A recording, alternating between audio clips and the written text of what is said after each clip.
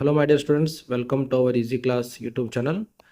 So ಈಗ ರೀಸೆಂಟಾಗಿ C E T application form fill up ಡೇಟ್ನ ಸ್ಟಾರ್ಟ್ ಆಗಿದೆ. Means already C E T application date start ಆಗಿದ್ದು 23 ಜನವರಿಯಿಂದ. ಓಕೆ, ಇಲ್ಲಿ ಮೆನ್ಷನ್ ಮಾಡಿರೋ ಹಾಗೆ 23 ಜನವರಿಯಿಂದ ಅಪ್ಲಿಕೇಶನ್ ಸ್ಟಾರ್ಟ್ ಆಗಿದೆ.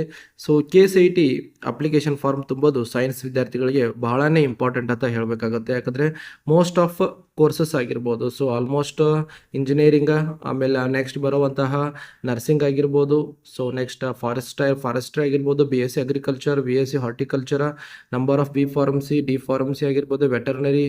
ಇದೇ ರೀತಿ ಹಲವಾರು ಕೋರ್ಸ್ಗಳು ನಿಮಗೆ ಏನಾಗುತ್ತೆ ಅಂದರೆ ಸಿ ಇ ಟಿ ಮುಖಾಂತರ ಗೌರ್ಮೆಂಟ್ ಸೀಟ್ನಲ್ಲಿ ನೀವು ತೊಗೊಂಡು ಡಿಗ್ರಿನ ಕಲಿಯೋಕ್ಕೆ ಅನುಕೂಲ ಆಗುತ್ತೆ. ಅದಕ್ಕಾಗಿ ಈ ಒಂದು ವಿಡಿಯೋನಲ್ಲಿ ನಾವು ಈಗ ಸಿ ಇ ಟಿ ಅಪ್ಲಿಕೇಶನ್ ಫಾರ್ಮ್ನ ತುಂಬೋದಂಥ ಒಂದು ಫ್ಲೋ ಚಾರ್ಟ್ನ ಏನು ಬೋರ್ಡ್ದವರೇ ಮಾಡಿರ್ಬೋದು, ಅಥವಾ ಕೆ ಇದವರು ಏನು ಮೆನ್ಷನ್ ಮಾಡಿದಾರಲ್ಲ ತಮ್ಮ ಪಿ ಡಿ ಎಫ್ನಲ್ಲಿ, ಅದರಲ್ಲಿ ಇರುವಂತಹ ಒಂದು ಪ್ರೊಸೀಜರ್ಸ್ನ ನಿಮಗೆ ಎಕ್ಸ್ಪ್ಲೇನ್ ಮಾಡ್ತೀನಿ.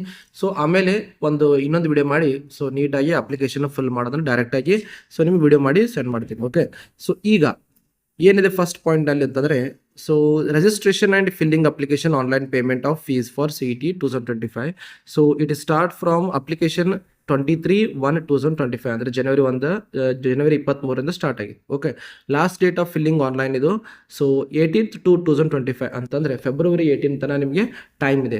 Last date of the paying fees last February 20 last date ಇದೆ. ಓಕೆ, ಈಗ ಆಗಾಗಲೇ ನಿಮ್ಗೆ ಸೀರೀಸಸ್ ಎಕ್ಸಾಮ್ಸ್ಗಳು ಸ್ಟಾರ್ಟ್ ಆಗಿರ್ಬೋದು. ಆಲ್ಮೋಸ್ಟ್ ಈಗ ಸೀರೀಸ್ ಕಂಪ್ಲೀಟ್ ಆಗಿದೆ. ಲ್ಯಾಬ್ ಎಕ್ಸಾಮ್ಸ್ಗಳು ಸ್ಟಾರ್ಟ್ ಆಗ್ತವೆ. ಇದೇ ಒಂದು ಬಿಸಿ ಶೆಡ್ಯೂಲ್ನಲ್ಲಿ ನೀವು ಹೇಗಾದರೂ ಮಾಡಿಕೊಂಡು ಟೈಮ್ನ ಫ್ರೀ ಮಾಡ್ಕೊಂಡು ಅಪ್ಲಿಕೇಶನ್ಸ್ನ ಫಿಲ್ ಮಾಡಿದರೆ ಬೆಟರ್ ಆಗುತ್ತೆ. ಕೇರ್ಫುಲ್ಲಿ ಫಿಲ್ ಮಾಡಬೇಕು.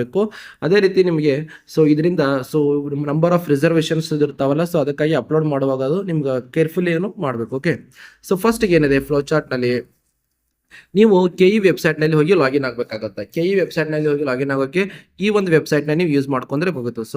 ಕೆ ಇ ವೆಬ್ಸೈಟ್ನಲ್ಲಿ ಲಾಗಿನ್ ಆದಮೇಲೆ ನಿಮಗೆ ಫ್ರಂಟ್ ಪೇಜ್ನಲ್ಲಿ ರಿಜಿಸ್ಟ್ರೇಷನ್ ಮಾಡುವಂಥ ಒಂದು ಪ್ರೊಸೀಜರ್ ಕೊಡ್ತದೆ.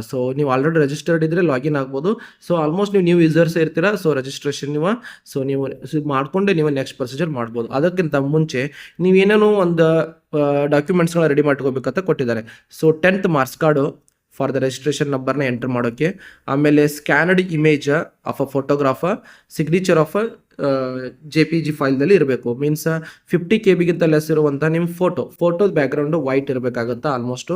ಆಮೇಲೆ ಸಿಗ್ನೇಚರ್ ನಿಮ್ಮದು 50 KB ಲೆಸ್ ಇರುವಂಥ ಅದು ಒಂದು JPG ಫೈಲು.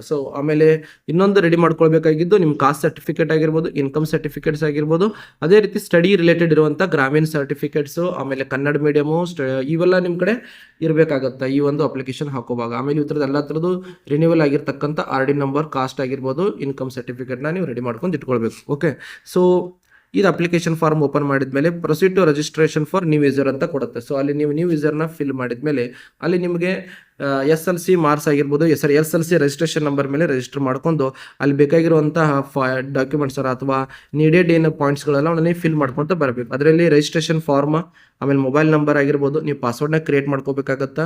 ಆ ಫೋಟೋ ಆಮೇಲೆ ನಿಮ್ಮ ಸಿಗ್ನೇಚರ್ನ ಅಪ್ಲೋಡ್ ಮಾಡಿದ್ಮೇಲೆ ನಿಮ್ಗೊಂದು ನಿಮ್ಮ ರಿಜಿಸ್ಟರ್ ಮಾಡಿರ್ತಕ್ಕಂಥ ನಂಬರ್ಗೆ OTP ಸೆಂಡ್ ಮಾಡ್ತಾರೆ. ಈ OTP ಸೆಂಡ್ ಮಾಡಿರ್ತಕ್ಕಂಥ ನಂಬರ್ ನಿಮ್ಮ ಹತ್ರನೇ ಇರಬೇಕು, ಆಮೇಲೆ ಈ ಮೊಬೈಲ್ ನಿಮ್ಮ ಹತ್ರನೇ ಇರಬೇಕಾಗತ್ತೆ. ಆ ಒಂದು ನಂಬರ್ಗೆ ನೆಕ್ಸ್ಟ್ ಏನು ಮಾಡ್ತಾರೆ ಅಂದರೆ ಯೂಸರ್ ID ಆಗಿರ್ಬೋದು, ಆಮೇಲೆ ಅಪ್ಲಿಕೇಶನ್ ನಂಬರ್ ಆಗಿರ್ಬೋದು, ಇದನ್ನ ಸೆಂಡ್ ಮಾಡ್ತಾರೆ. ಇದು ಯೂಸರ್ ID ಆಮೇಲೆ ಅಪ್ಲಿಕೇಶನ್ ನಂಬರ್ ಏನಿರುತ್ತಲ್ಲ ಇವೆರಡು ತುಂಬಾನೇ ಇಂಪಾರ್ಟೆಂಟ್ ಆಗುತ್ತೆ. ಮೀನ್ಸ್ ಲಾಗಿನ್ ಆಗೋದಕ್ಕೆ ನಿಮ್ಗೆ ಇವೆ ಎರಡನ್ನು ಯೂಸ್ ಮಾಡಬೇಕು.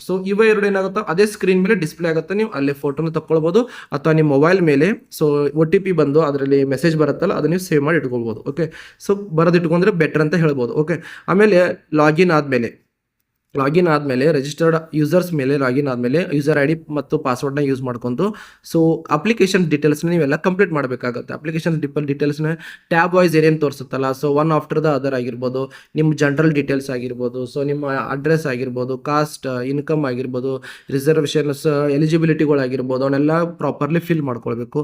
ಆಮೇಲೆ ಸ್ಟಡಿ ಡೀಟೇಲ್ಸ್ ಆಗಿರ್ಬೋದು, ಕನ್ನಡ ಮೀಡಿಯಮ್, ಸ್ಟಡಿ ಸರ್ಟಿಫಿಕೇಟ್ಸ್ ಆಗಿರ್ಬೋದು, ಗ್ರಾಮೀಣ ಆಗಿರ್ಬೋದು, ಈ ರೀತಿ. ಆಮೇಲೆ ಅಗ್ರಿಕಲ್ಚರ್ ರಿಲೇಟೆಡ್ ಇರುವಂತಹ ಎಲ್ಲ ಡಾಕ್ಯುಮೆಂಟ್ಸ್ಗಳಾಗಿರ್ಬೋದು, ರಿಸರ್ವೇಷನ್ ಕ್ಯಾಟಗರಿ ಏನು ಬರುತ್ತೆ ಅವನ್ನೆಲ್ಲ ನೀವು ಪ್ರಾಪರಾಗಿ ಫಿಲ್ ಮಾಡಿದ್ರೆ ಇನಫ್ ಆಗುತ್ತೆ ಸರ್. ಓಕೆ, ನೆಕ್ಸ್ಟ್ ಇದಾದ್ಮೇಲೆ ಏನು ಮಾಡ್ಬೇಕಂದ್ರೆ ಒಂದು ಡ್ರಾಫ್ಟ್ ಪ್ರಿಂಟ್ಔಟ್ನ ತಗೊಳ್ಬೇಕಾಗುತ್ತೆ. ಈ ಡ್ರಾಫ್ಟ್ ಪ್ರಿಂಟ್ಔಟ್ ಅಂತಂದರೆ ನೀವು ಇನ್ನೂ ಪೇಮೆಂಟ್ ಮಾಡಿಲ್ಲದೆ ಇರುವಾಗ ನೀವು ಒಂದು ಪ್ರಿಂಟೌಟ್ನ ತಗೊಳ್ಬೇಕು. ಸೊ ಈ ಡ್ರಾಫ್ಟ್ ಪ್ರಿಂಟೌಟ್ ತಕ್ಕೊಂಡು ನೀವು ಎಲ್ಲ ಕ್ಯಾಟಗರಿ ಮೀನ್ಸ್ ರಿಸರ್ವ್ಡ್ ಕ್ಯಾಟಗರಿ, ಆಮೇಲೆ ಇನ್ಕಮ್ ಸರ್ಟಿಫಿಕೇಟ್ ನಂಬರ್ ಆಗಿರ್ಬೋದು, ಸ್ಟಡಿ ಕನ್ನಡ ಮೀಡಿಯಂ ಆಗಿರ್ಬೋದು, ರೂರಲ್ ಏರಿಯಾಸ್ ಆಗಿರ್ಬೋದು, ಸ್ಪೆಷಲ್ ಕ್ಯಾಟಗರಿಯಲ್ಲಿದ್ದರೆ ನೀವು ಅವನ್ನೆಲ್ಲ ಡೀಟೇಲ್ ಆಗಿ ಚೆಕ್ ಮಾಡ್ಕೊಳ್ಬೇಕಾಗತ್ತೆ. ಚೆಕ್ ಮಾಡ್ಕೊಂಡು ನೆಕ್ಸ್ಟ್ ನೀವು ಇನ್ನೊಮ್ಮೆ ಲಾಗಿನ್ ಆಗಿ ಸೊ ಅದನ್ನೆಲ್ಲ ಏನು ಮಾಡೋದಪ್ಪ ಅಂದ್ರೆ ಪಾಸ್ವರ್ಡ್ ಆಗಿರ್ಬೋದು, ಯೂಸರ್ ಐ ಡಿ ಲಾಗಿನ್ ಮಾಡ್ಕೊಂಡು ಸೊ ನೆಕ್ಸ್ಟ್ ನೀವು ಪ್ರಾಪರ್ ಇದೆ ಅಂತ ಕನ್ಫರ್ಮ್ ಆದಮೇಲೆ ನೀವು ಪೇಮೆಂಟ್ ಮಾಡಕ್ಕೆ ಹೋಗಬೇಕಾಗುತ್ತೆ. ನೆಕ್ಸ್ಟ್ ಸೊ ಪೇಮೆಂಟ್ ಗೇಟ್ವೇ ಅಂತ ಕೊಟ್ಟಿದ್ದಾರೆ, ಪೇ ದ ಫೀಸ್. ಸೊ ಈ ಪೇಮೆಂಟ್ ಮಾಡಿದ್ಮೇಲೆ ನೀವು ಫೈನಲ್ ಪ್ರಿಂಟ್ಔಟ್ನ ತಕ್ಕೊಳ್ಳಿಕ್ಕೆ ಬರುತ್ತೆ. So online filling application is stated to complete once candidate is undergoing all the above stages without fail. ಈ ಅಷ್ಟು ಸ್ಟೇಜಸ್ಗಳನ್ನ ಎಕ್ಸ್ಪ್ಲೇನ್ ಮಾಡಿದ್ನಲ್ಲ, ಸೊ ಇವನ್ನೆಲ್ಲ ನೀವು ಯಾವುದೇ ರೀತಿ ಫೇಲ್ ಆಗಲ್ದೆ ನೀವು ಪ್ರಾಪರಾಗಿ ಮಾಡಿದ್ರೆ, ಕೂಲ್ ಆಗಿ ಸ್ಲೋ ಆಗಿ ನೀವು ಫಾಲೋ ಅಪ್ ಮಾಡ್ಕೊತ ಮಾಡಿದ್ರೆ ಈಸಿಲಿ ನಿಮ್ಮ ಅಪ್ಲಿಕೇಶನ್ ಫಾರ್ಮ್ ಫಿಲ್ಅಪ್ ಆಗುತ್ತೆ.